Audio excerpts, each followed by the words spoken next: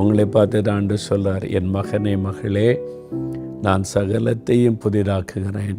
இந்த புதிதாக்குதல் உன்னில தான் ஆரம்பிக்கணும். முதலாவது நான் உன்னை புதிதாக்க விரும்புகிறேன்.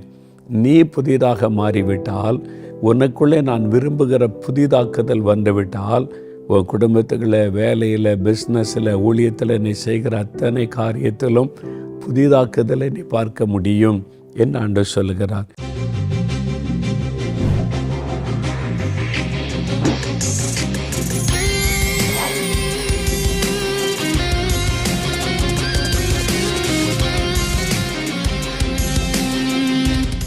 பிரியமானவர்களே, இயேசு கிறிஸ்துவின் நாமத்தில் உங்களுக்கு என் அன்பின் வாழ்த்துக்கள். எப்படி இருக்கீங்க? நல்லா இருக்கீங்களா? ஒரு புது மாதத்தின் முதல் நாளுக்குள்ளே வந்திருக்கிறோம்ல. கடந்த மாதம் எல்லாம் நம்மை பாதுகாத்து நடத்தின ஆண்டவருக்கு ஸ்தோத்திரம் செலுத்த கடமைப்பட்டு இருக்கிறோம். ஒரு புதிய மாதத்தின் முதல் நாள் வந்த உடனே இன்றைக்கு ஆண்டவர் நமக்கு என்ன வாக்கு வைத்திருக்கிறார் என்று அறிந்து கொள்ள ஆவலோடு இருக்கிறீங்கள்ல. ஒவ்வொரு நாளும் அவருடைய கிருபை நம்மை தாங்குகிறது. ஒவ்வொரு மாதத்திற்கும் கொடுக்கிற வாக்கு தத்தங்கள் விசுவாசத்தை பலப்படுத்துகிறது. அநேகர் அதை வைத்து ஜெபித்து ஆசீர்வாதத்தை சுதந்திரித்து கொள்கிற அனுபவங்களை கேள்விப்படும் போது நான் ஆண்டவரை ஸ்தோத்தரிக்கிறேன். உங்களுக்கும் அதேவிதமான அனுபவத்தை ஆண்டவர் தந்து கொண்டு வருகிறதை நினைத்து ஆண்டவரை துதிக்கிறேன். இந்த மாதத்திற்கு இந்த நாள் ஆண்டவர் எனக்கு என்ன வார்த்தை வைத்திருக்கிறார் என்பதாய் அவளோடு காத்திருங்க தானே. வேத புஸ்தகத்தில் இவங்களுக்காக இந்த நாளுக்காக நான் ஜெபித்து கொண்டிருந்த சமயம் ஆவியானவர் திருவுளம் பற்றின ஒரு வேத வசனம். வெளிப்படுத்தின விசேஷம் 21ஆம் அதிகாரம் 5வது வசனம். சிங்காசனத்தின் மேல் வீற்றிருக்கிறவர், இதோ நான் சகலத்தையும் புதிதாக்குகிறேன் என்கிறார். இதோ நான் சகலத்தையும் புதிதாக்குகிறேன். உங்களை பார்த்து ஆண்டு சொல்றார், என் மகனே மகளே, நான் சகலத்தையும் புதிதாக்குகிறேன். ஏதோ ஒரு காரியம் உங்களை பாதிக்குது. உங்களுடைய குடும்பத்துக்குள்ளே நீங்கள் விரும்புகிற மாதிரி இல்லை. சில பிரச்சனை வந்துக்கிட்டே இருக்குது. அந்த பிரச்சனை தீர மாட்டேங்குது. இந்த ஒரு காரியம் சரியான நல்லா இருக்குமே அப்படின்ற ஒரு வேதனை இருக்குது. அதனால் குடும்பத்தை நினைக்கும் பொழுதெல்லாம் ஒரு பாரம், ஒரு முழுமையை பார்க்க முடியலைன்னு சொல்லி ஆண்டு சொல்லுகிறார், நான் சகலத்தையும் புதிதாக்குகிறேன். உன் வீட்டுக்குள்ளே, உன் குடும்பத்துக்குள்ளே காணப்படுகிற எல்லாவற்றையும் நீக்கி நான் புதிதாக்கி தருகிறேன் என்று ஆண்டவர் வாக்கு கொடுக்கிறார். வேலையில் இதே பிரச்சனைங்க. மேல் அதிகாரி நெருக்கிக்கிட்டே இருக்கார். லீடராக இருக்கிறவங்க உபத்திரப்படுத்துகிறாங்க. உடன் வேலை செய்கிறவங்க பொறாமையினால் என்னென்னவோ செய்கிறாங்க. ஒரு வேலையில் ஒரு நிம்மதியாக இருக்க முடியலை. அந்த மாதிரி கலங்குறீங்களா? இப்படியானால் நல்லாயிருக்கும், அல்லது இப்படி ஒரு மாற்றம் வந்தால் நல்லாயிருக்கும் அப்படின்னு நினைக்கிறீங்க தானே. ஆண்டு சொல்லுகிறார், நான் சகலத்தை புதிதாக்குகிறேன். உங்களுக்காக ஆண்டவர் இருக்கிற வேலை செய்கிற இடத்துல எல்லாவற்றையும் புதிதாக்கி தருவாராம். என்னுடைய பிஸ்னஸில் தொழில் செய்கிறேன், அதில் நிறைய பிரச்சனை, போராட்டம், தடைகள் இப்படியெல்லாம் நடந்தால் நல்லா இருக்குன்னு நினச்சா அப்படி நடக்கவே மாட்டேங்குது. முயற்சி பண்ணி பார்க்குற ரொம்ப கஷ்டம்தான் அப்படின்னு நினைக்கிறீங்களா? ஆண்டவர் உங்களை பார்த்து சொல்லுகிறார், உடைய வியாபாரம் தொழிலில் சகலத்தையும் நான் புதிதாக்குகிறேன் என்பதாய். அப்போது எது உங்களை பாதிக்கிறோ அந்த சூழ்நிலைகளை எல்லாம் மாற்றி ஒரு புதிதாக்குதலை கர்த்தர் உண்டாக்கி தருவேன் உங்களுக்கு வாக்கு கொடுக்கிறார். ஊழியத்தில் சோர்ந்து போயிட்டீங்களா? ஊழியத்தில் ஒரு நன்மையும் பார்க்க முடியல, ஒரு ஆத்துமாக்களையும் காண முடியலை, ரொம்ப நெருக்கம், கஷ்டத்தில் தான், இப்படியே எப்பொழுது நாளும் ஊழியம் செய்வதுன்னு சோர்ந்து போய் இருக்கிறீங்களா? புதிய காரியம் நடக்க போகிறாரு. நான் சகலத்தையும் புதிதாக்குகிறேன்னு கர்த்தர் வாக்கு கொடுக்கிறார். அப்போ உங்களுடைய வாழ்க்கையில் நீங்கள் எந்த காரியத்தை நினைத்து பாதிக்கப்பட்டிருக்கிறீங்களோ அதில் புதிதாக்குதலை கர்த்தர் செய்ய போகிறார். விசுவாசிக்கிறீங்களா? இது உங்களுக்கான வாக்கு தத்துவம். ஆண்டவர் இந்த மாதத்தில் எல்லாத்தையும் புதிதாக்கி என் துக்கத்தை மாற்றி மகிழ்ந்திருக்க செய்வார்னு விசுவாசிங்க. புதிதாக்குதலின் ஆசீர்வாதத்தை நீங்கள் காண்பீங்க. சரி, ஆண்டவர் உங்களுடைய குடும்பத்துக்குள்ள எல்லாத்தையும் புதிதாக்கணும். வேலையில் புதிதாக்கணும், பிஸ்னஸில் புதிதாக்கணும், ஊழியத்தில் புதிதாக்கணும். அவங்கள இவங்கெல்லாம் புதிதாயிட்டா நல்லாயிருக்கும் அப்படின்னு நினைக்கிறீங்கல்ல. ஆண்டவர் முதல்ல சொல்லுகிறார், உன்னை நான் புதிதாக்கணும். நீ புதிதாயிட்டா நான் உன்னுடைய சூழ்நிலைகளை புதிதாக்குவது எனக்கு சுலபம் என்று ஆண்டவர் சொல்லுகிறார். அப்போ நான் புதியதாக மாற்றப்பட்டு விட்டால் என்னை சுற்றிலும் புதிய காரியங்களை உண்டாக்க கர்த்தராலே முடியும். அப்போ ஆண்டவர் என்ன சொல்லுகிறார், என் மகனே மகளே, இந்த புதிதாக்குதல் உன்னில தான் ஆரம்பிக்கணும். முதலாவது நான் உன்னை புதிதாக்க விரும்புகிறேன். நீ புதிதாக மாறிவிட்டால், உனக்குள்ளே நான் விரும்புகிற புதிதாக்குதல் வந்துவிட்டால், உன் குடும்பத்துக்குள்ள, வேலையில், பிஸ்னஸில், ஊழியத்தில் நீ செய்கிற அத்தனை காரியத்திலும் புதிதாக்குதலை நீ பார்க்க முடியும் என்று ஆண்டவர் சொல்லுகிறார். என்கிட்ட நான் என்ன புதிதாகணும் அப்படின்னு நினைக்கிறீங்களா? வேதத்திலிருந்து 2 வசனத்திலிருந்து 3 காரியம் நம்முடைய தனிப்பட்ட வாழ்க்கையில் நாம் புதிதாக்கப்பட வேண்டும் என்று கர்த்தர் விரும்புகிற 3 காரியம். அதற்கு இடம் கொடுத்துட்டீங்கன்னு வைங்களேன், இன்றைக்கே உங்கள் வீட்டுக்குள்ளே நீங்கள் இருக்கிற சூழ்நிலையில் ஒரு புதிய காரியம் நடக்க ஆரம்பித்து விடுவதை பார்ப்பீங்க. அப்படி என்ன காரியம் நினைக்கிறீங்களா? முதலாவது எசேக்கியேல் தீர்க்கதரிசன புஸ்தகம் 36ஆம் அதிகாரம் 26வது வசனம் பாருங்கள்.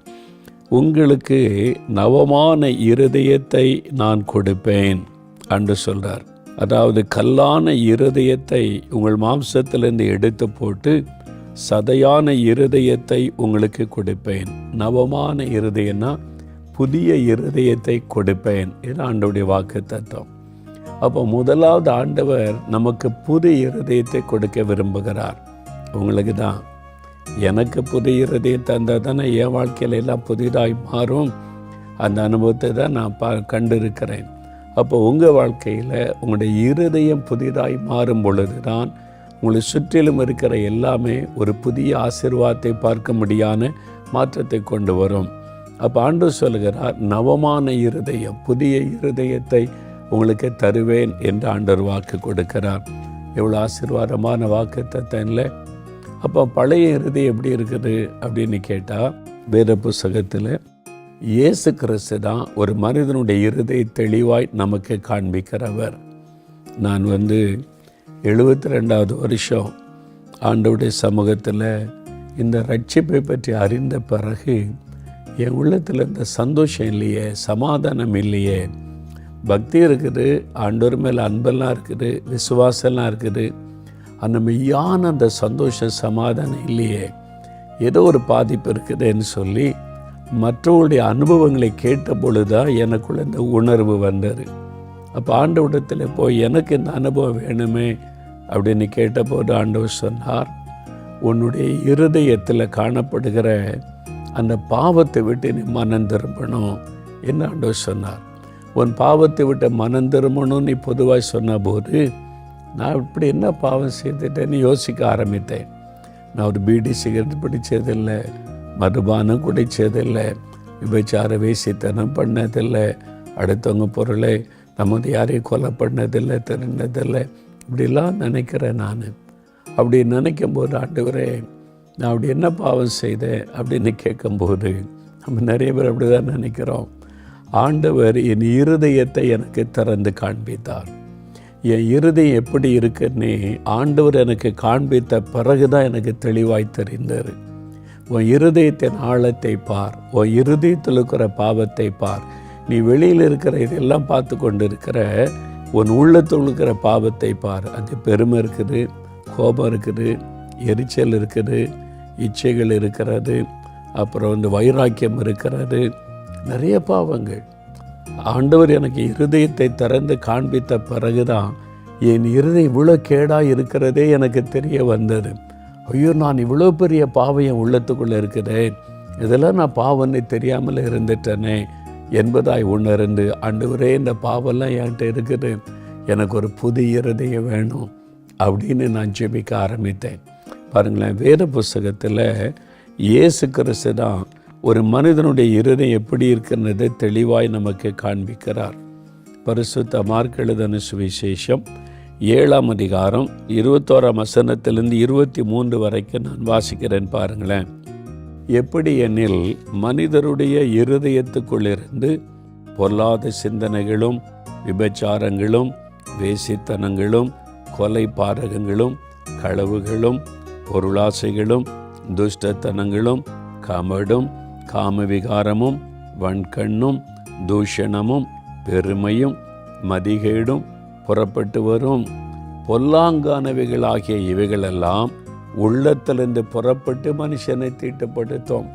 இப்போ சொல்லுங்க, இயேசு சொல்லி இருக்கிறாரே, இதெல்லாம் உங்களுடைய உள்ளத்தில் இருதயத்துக்குள்ள இல்லை அப்படின்னு சொல்லக்கூடிய ஒரு அனுபவம் உங்களுக்கு இருக்குதா?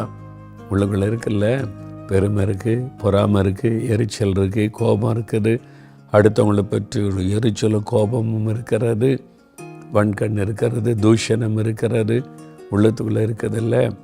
இந்த இருதயத்தோட ஆண்டவரிடத்தில் போய் எல்லாத்தையும் எனக்கு புதிதாக்கி ஆசீர்வாதத்தை தாரு ஆண்டவரே நீ ஜெபிச்சா ஆண்டவர் எப்படி ஆசீர்வதிக்க முடியும்?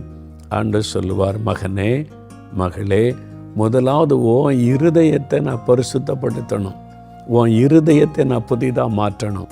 உன் இருதயம் புதிதாக மாறிவிட்டால் உன்னை சுற்றிலும் இருக்கிற எல்லாவற்றையும் நான் சுலபமாய் மாற்ற முடியும் என்று ஆண்டவர் சொல்லுகிறார். அன்றைக்கு ஆண்டவர் என் இருதயத்தை காண்பித்த போது என்னுடைய பரிதாபமான நிலைமை நான் உணர்ந்து ஒத்துக்கொண்டேன். ஆண்டவரிடத்தில் போய் கண்ணீர் விட்டு அழுதேன். இதெல்லாம் எனக்கு பாவம் இதுவரை யாருமே சொல்லலை ஆண்டவரே, நீங்கள் தான் எனக்கு தெளிவாக காமிச்சிட்டீங்க. நான் பாவத்தின் படுகொலிக்குள் இருப்பதை, இந்த பாவத்தை எனக்கு மன்னிக்கணும், என் இருதயத்தை நீங்கள் கழுவணும்.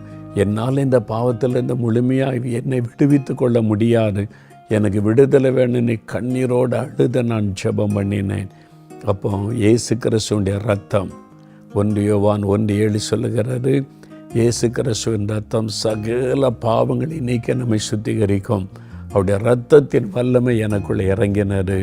அந்த பாவ கரைகள், பாவ உணர்வுகள், ஆசைகள் எல்லாவற்றையும் அப்புறப்படுத்தி ஒரு சுத்தமான இருதயம், என் இருதயம் புதிதாக்கப்பட்டது, நவமான் இருதயமாய் மாற்றப்பட்டது. அப்போதான் உள்ளத்தில் ஒரு பெரிய சந்தோஷம், தேவனுடைய பிள்ளை என்கிற சந்தோஷம், பாவ மன்னிப்பின் சந்தோஷம். அது எனக்குள்ளே இந்த மாற்றம் வந்த பிறகு என்னை சுற்றிலும் நிறைய காரியங்கள் புதிதாய் மாற்றப்பட்டதை நான் தெளிவாய் பார்க்க முடிந்தது. அப்போ ஆண்டவர் சொல்லுகிறார், என் மகனே மகளே, உன் இருதயம் எப்படி இருக்குன்னு கொஞ்சம் சோதித்து பாரு. அந்த இருதயத்திற்குள்ளே என்னென்ன காரியம்லாம் இருக்குதில்ல, அதை கழுவ எனக்கு இடம் கொடு. அந்த இருதயத்தில் எனக்கு இடம் கொடு. சிங்காசனம் அமைத்து உன் இருதயத்தில் வந்து நான் அமர வேண்டும் என்று விரும்புகிறேன். அப்போ இயேசுக்கு நம்முடைய உள்ளத்தில் சிங்காசனம் அமைத்து அதில் அமருவதற்கு நம்ம இடம் கொடுக்கணும். அவர் உள்ளத்தில் வந்துட்டா இந்த பாவ காரியமெல்லாம் விலகி ஒரு பரிசுத்தம் உள்ளத்தில் உண்டாகிவிடும். அப்போ நம்முடைய இருதயம் புதிதாக்கப்பட்டு விட்டால் ஆண்டவர் நம்முடைய வாழ்க்கையில் இருக்கிற எல்லாவற்றையும் புதிதாய் மாற்றி புதிய ஆசீர்வாதத்தை கொடுக்க ஏதுவாகிவிடும். இன்றைக்கு உங்களுடைய இருதயத்தில் புதிதாக்குதலுக்கு இடம் கொடுப்பீங்களா? இயேசுடைய இரத்தங்களை கழுவ இடம் கொடுப்பீங்களா? இயேசு வந்து உங்களுடைய உள்ளத்தில் சிங்காசனம் அமைத்து அமருவதற்கு இடம் கொடுப்பீங்களா? அப்போ உங்களுடைய வாழ்க்கையில் புதிய காரியம் நடப்பதை காண்பீங்க. சரி, 2வது ஆண்டவர் என்ன சொல்லுகிறார்? அதே எசேக்கியேல் 36ஆம் அதிகாரம் 26வது வசனத்தில் என்ன சொல்லப்படுகிறது? உங்களுக்கு நவமான இருதயத்தை கொடுத்து உங்கள் உள்ளத்திலே புதிதான ஆவியை நான் கட்டளையிடுவேன் என்று சொல்லார். புதிய இருதயத்தை தருவேன், அதே மாதிரி உங்களுடைய உள்ளத்திலே புதிய ஆவியை நான் கட்டளையிடுவேன். New spirit. முதலாவது நியூ ஹார்ட், 2வது நியூ ஸ்பிரிட். உங்களுடைய ஆவி புதிதாக்கப்படணும். அது ஆண்டவர் சொல்லுகிறார். நம்முடைய ஆவி புதிதாக்கப்பட வேண்டும் என்று ஆண்டவர் விரும்புகிறார். அது எப்படி நடக்கிறது? 27ஆம் வசனத்தில், உங்கள் உள்ளத்திலே என் ஆவியை நான் வைத்து உங்களை என் கட்டளைகளில் நடக்கவும் என் நியாயங்களை கைக்கொள்ளவும் அவைகளின்படி செய்யவும் பண்ணுவேன் என்று சொல்ல, என் ஆவியை நான் உங்களுக்குள்ளே புதிய ஆவியை வைக்கும்போது என்னுடைய கட்டளைகள் கற்பனைகளின்படி நீங்கள் நடக்கும்படி நான் செய்வேன் என்று சொல்லுகிறார். நம்ம ரட்சிக்கப்பட்ட உடனே நமக்கு தெரியும், நம்ம ஆண்டவருக்கு பிரியமாக நடக்கணும், வேத வசனத்தில் சொல்லப்பட்ட கட்டளைக்கெல்லாம் கீழ்ப்படியணும், அப்படிலாம் நடக்கணும்னு ஆண்டவர் சொல்லி இருக்கிறார் என்று.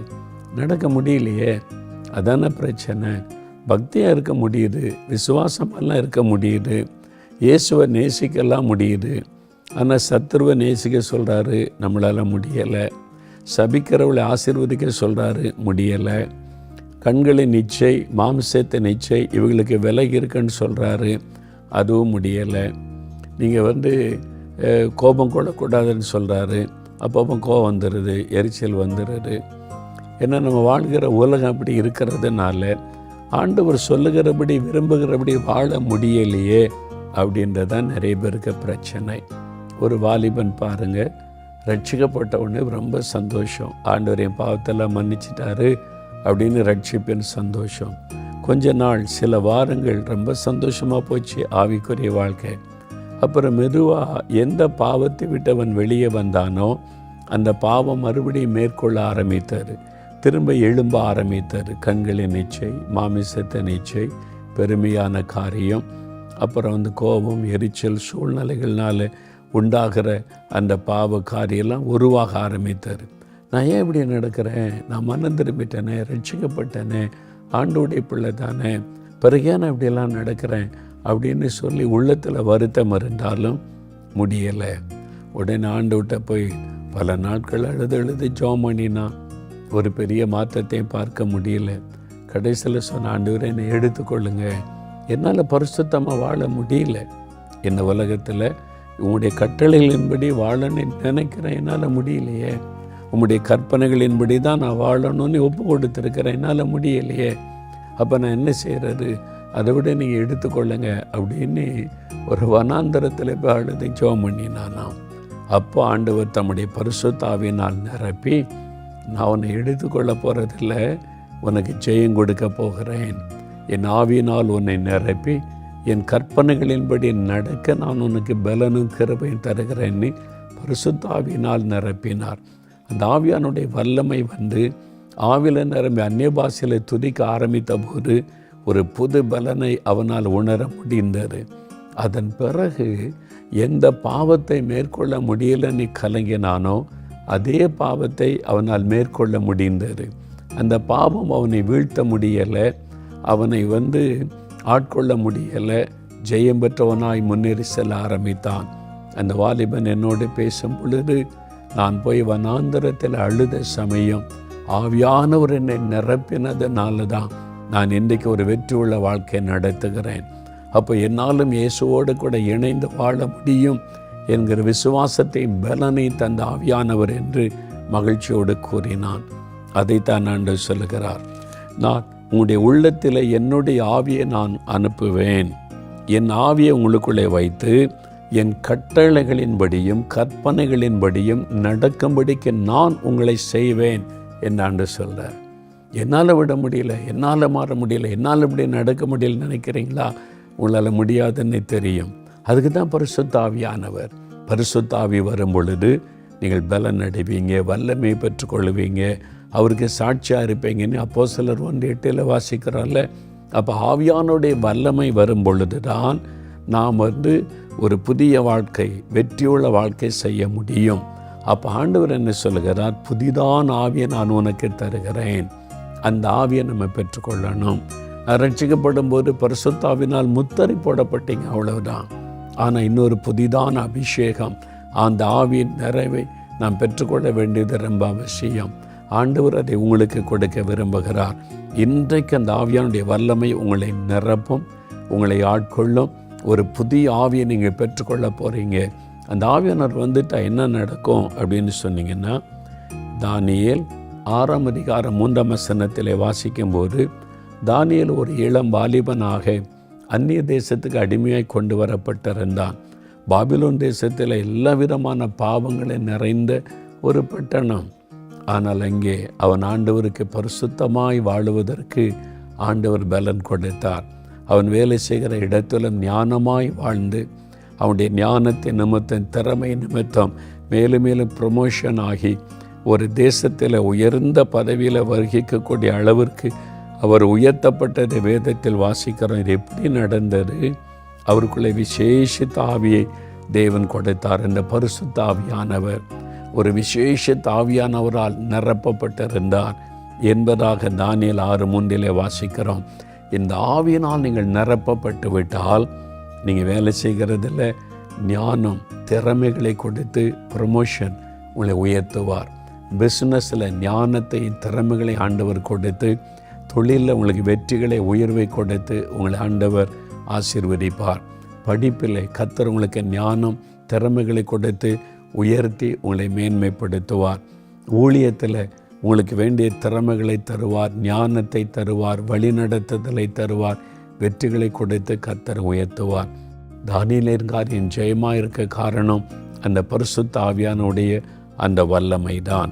அதே மாதிரி தான் ஆதியாகமும் 41:38 யோசேப்பு என்கிற வாலிபனை குறித்து வாசிக்கிறோம்.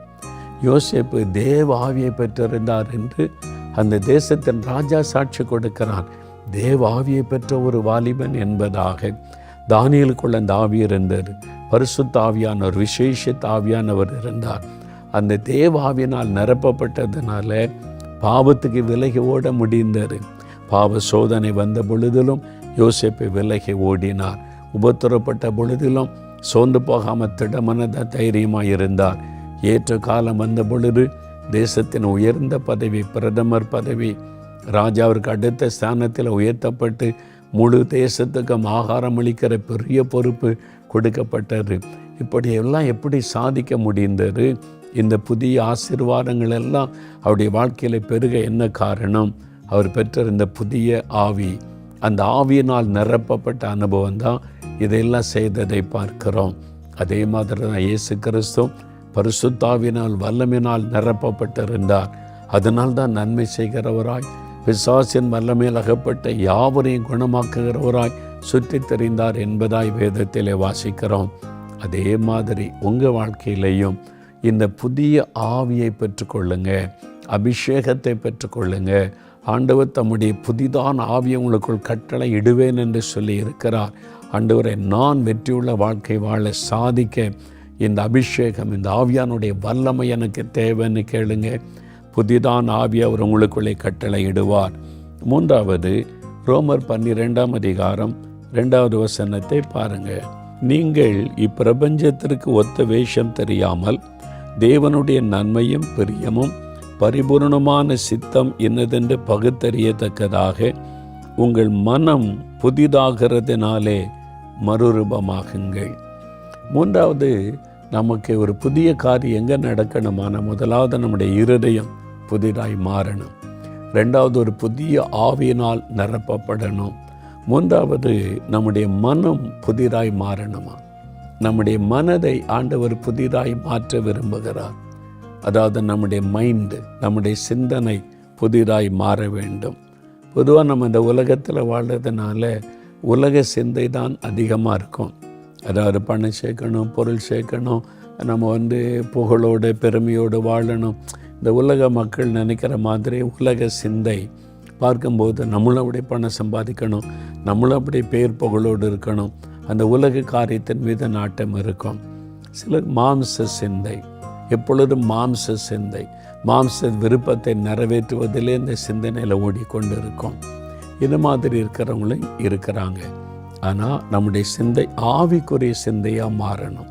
அதுதான் ஆண்டவருடைய விருப்பம். அது புதிதாக்கப்படணும். பரிசுத்த ஆவியானவரால் நம்முடைய சிந்தை புதிதாக்கப்பட வேண்டியது அவசியம். வேதத்தில் இருந்து ஒரு காரியத்தை பார்த்தா உங்களுக்கு விளங்கும்.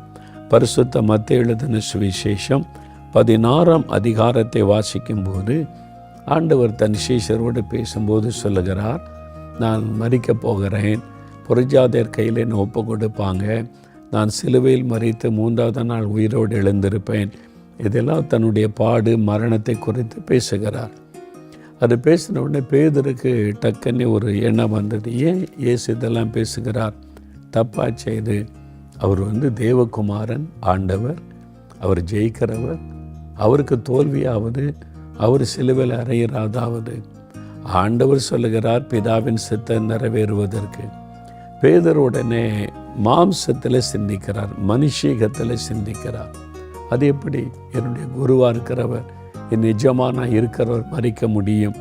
உடனே அவர் கூப்பிட்டு இயேசுவை கடிந்து கொண்டாராம். இயேசுவை, நீங்கள் பேசுகிற தப்பு, இப்படிலாம் பேசக்கூடாது, அவிசுவாசமான வார்த்தையெல்லாம் பேசாதங்க, அப்படிலாம் உங்களுக்கு நடக்காது, நடக்க நாங்கள் விட மாட்டோம், அப்படிலாம் பேசாதங்கன்னு பேசுகிறார். அப்போ தான் இயேசு என்ன சொல்கிறார் பாருங்கள், 23. அவரோ திரும்பி பேதுருவை பார்த்து, எனக்கு பின்னாக போ சாத்தானே, நீ எனக்கு இடரலாயிருக்கிறாய், தேவனுக்கு ஏற்றவைகளை சிந்தியாமல் மனுஷருக்கு ஏற்றவைகளை சிந்திக்கிறாய் என்றார். சரிங்களா? நீ தேவனுக்கு ஏற்றவளை சிந்திக்கலாம். சிந்தனை அது மனுஷனுக்கு ஏற்ற சிந்தை, உலக மக்களுக்கு ஏற்ற சிந்தை. உலக சிந்தை உனக்குள்ள இருக்கிறாரு. தேவனுக்கு ஏற்ற சிந்தையாக உன் சிந்தை மாறணும். ஆனால் அது மாறலை. உன்னுடைய சிந்தை இன்னும் உலக சிந்தையாகவே இருக்கிறார். உலகத்தில் ஜெயிக்கணும், வாழணும், சம்பாதிக்கணும், பேர் புகழோடு வாழணும், இதான் நோக்கமாக இருக்கிறாரு. ஆவிக்குறை சிந்தையாக மாறணும். என்னுடைய வீடு பரலோகத்தில் இருக்குது, என்னுடைய பொக்கிஷம் பரலோகத்தில், என் ஆண்டவர் பரலோகத்தில், நான் அவரை போய் சந்திக்கணும், அவரோடு வாழணும். இந்த ஆவிக்குறை சிந்தை நமக்குள்ளே உண்டாகணும். அப்போ இதெல்லாம் இல்லாதனால தான் நம்மளை சுற்றிலும் நம்ம எதிர்பார்க்கிற ஒரு மாற்றத்தை பார்க்க முடியலை. அப்போ நம்முடைய சிந்தை மாற வேண்டியது அவசியமாக இருக்கிறாரு. மனுஷீக சிந்தை. இயேசு சொல்கிறார்ல, நீ மனுஷர்களைப் போல சிந்திக்கிற, ஆவிக்குறை சிந்தை இல்லை என்பதாக. அதனால் நமக்குள்ள ஆவிக்குறை சிந்தை அப்படின்னா என்னது அப்படின்னு கேட்டால், பிலிப்பியர் 2ஆம் அதிகாரம் 5வது வசனத்தை வாசிக்கும் பொழுது, கிறிஸ்து இயேசுவில் இருந்த சிந்தையே உங்களிலும் இருக்க கடவுது. கிறிஸ்து இயேசுவில் இருந்த சிந்தை, அதான் ஆவிக்குரிய சிந்தை. இயேசு கிறிஸ்துவில் இருந்த சிந்தை உங்களிலும் இருக்க கடவுது. அப்போ இயேசுவை போல நம்ம சிந்திக்கணும். அதான் உலகத்தில் வாழ்ந்தாலும், வேலை செய்தாலும், குடும்பத்தில் இருந்தாலும், எந்த காரியமானாலும் இயேசுவை போல சிந்திக்கணும். இந்த இடத்துல இயேசு இருந்தால் என்ன செய்வார், இந்த சூழ்நிலையில் இயேசு இருந்தால் என்ன செய்வார், எப்படி யோசிப்பார், எப்படி நடந்து கொள்வார், எனக்கு அந்த சிந்தை வேணும், இயேசு கிறிஸ்துவின் சிந்தை வேணும்னு நம்ம கேட்கணும். அந்த கிறிஸ்து இயேசுவின் சிந்தை நமக்கு ரொம்ப அவசியம். இது எப்படிங்க பெற்றுக்கொள்வது? ரோமர் 8ஆம் அதிகாரம் 6ஆம் வசனத்தில் வேதத்தில் சொல்லப்பட்டிருக்கிற ஒரு காரியம் பாருங்கள். மாம்ச சிந்தை மரணம், ஆவியின் சிந்தையோ ஜீவனும் சமாதானமுமாம். மாம்ச சிந்தை, இந்த மாம்ச சிந்தை உலக சிந்தை மரணத்தை பிறப்பிக்கும். ஆத்மாவில் மரணம், சந்தோஷம் மரித்து போயிடும், சமாதானம் மரித்து போயிடும். ஆனால் ஆவியின் சிந்தை ஜீவனும் சமாதானம். அது ஆவியானவர் கொடுக்கிற அந்த சிந்தை. அப்போ அது தேவனுடைய சிந்தை. அப்போ நம்ம என்ன செய்யணும்? பரிசுத்த ஆவியானவர் நம் சிந்தையை புதிதாக்க இடம் கொடுக்கணும். இந்த மாம்ச சிந்தை, உலக சிந்தை, இதெல்லாம் என்னை விட்டு விலகி ஒரு ஆவிக்குரிய சிந்தை, கிறிஸ்து இயேசுவின் சிந்தை எனக்குள்ளே வரணும் ஆண்டவரேன்னு நம்ம கேட்கணும். இது ஒரே நாளில் வராது. தொடர்ந்து ஜெபிக்கணும். நான் அடிக்கடிக்காக ஜெபித்து எனக்கு வாழ்க்கையில் என்ன நாளையில் இயேசு இருந்தால் என்ன செய்வார், இயேசு என்ன விரும்புகிறார், என்ன எதிர்பார்க்கிறார், ஜெபித்து கேட்டு அதன்படி செய்ய தான் வாழ்க்கையிலே புதிதாக்குதலின் ஆசீர்வாதத்தை பார்க்க முடிகிறது. முதல்ல உங்கள் இருதயத்தை புதிதாக்கப்படணும், உங்களுடைய ஆவியில் புதிதாக்குதல் வரணும், சிந்தனையில். இந்த புதிதாக்குதல் வந்துட்டால் உங்கள் வீட்டுக்குள்ளே மாற்றம் வரும், வேலையில் மாற்றம் வரும், பிஸ்னஸில் மாற்றம் வரும், இழப்புகள் ஆசீர்வாதமாய் மாறும், நஷ்டங்கள் லாபமாய் மாறும், தடைகள் விலகி காரியங்கள் வாய்க்கும். உங்களுடைய வாழ்க்கையில் பயப்படுகிற சூழ்நிலைகள் மாறி நன்மைகள் நடக்கும். ஆண்டவர் புதிய காரியம் செய்ய விரும்புகிறார். அதுக்கு தான் சிலுவையில் தன்னையே பலியாய் கொடுத்தார். நம்முடைய வாழ்க்கையில் புதிய நன்மை ஆசீர்வாதத்தை கொடுக்க சிலுவையில் பாவ சாபங்களை சுமந்து முடித்து விட்டார். ஆனால் நம்மை ஒப்பு கொடுக்கும்போது தான் இந்த புதிதாக்குதல் முதல்ல நம்மிலே ஆரம்பித்து நம்முடைய குடும்பம், நம்ம வேலை செய்கிற இடம், படிக்கிற இடம், தொழில் செய்கிற இடம், ஊழியர் செய்கிற இடம், எல்லா இடத்திலும் புதிதாக்குதலை பார்க்க முடியும்.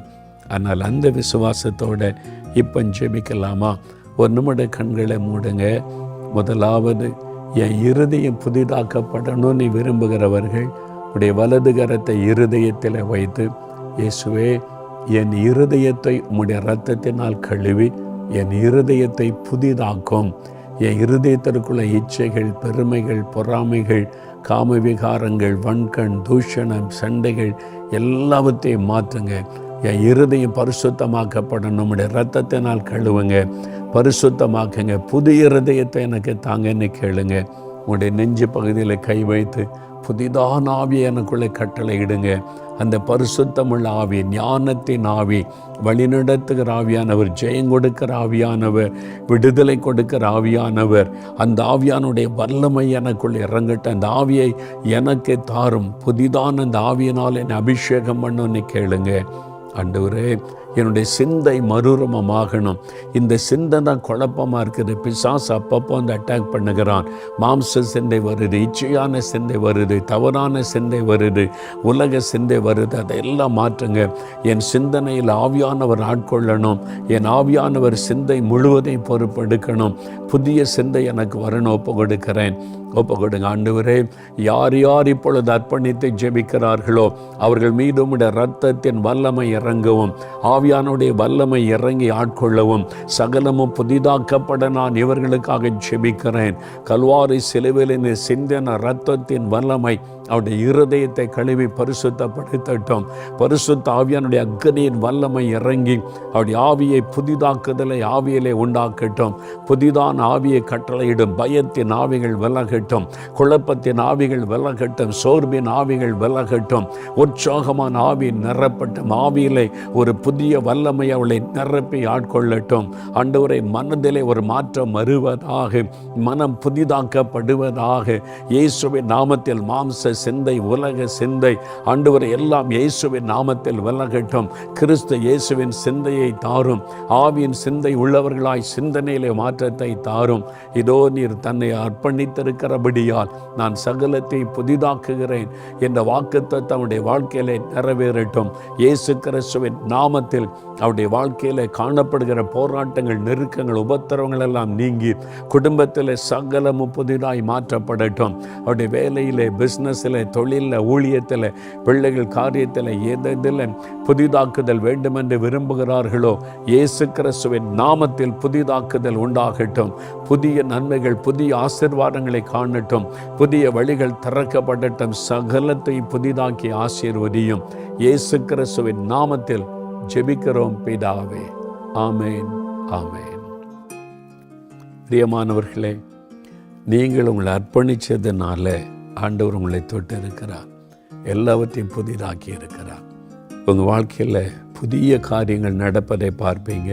நீங்கள் உங்கள் எல்லாத்தையும் ஆண்டவர் புதிதாக்கி உங்களை மகிழ பண்ணி இருக்கிறதை காண்பீங்க. தினம் இந்த வாக்குத்தத்தத்தை சொல்லி ஆண்டவரை ஸ்தோத்திரத்தை ஜெபிங்க. தினமும் நீங்கள் அற்புதங்களை காண்பீங்க. Every day you are going to see the miracle of God.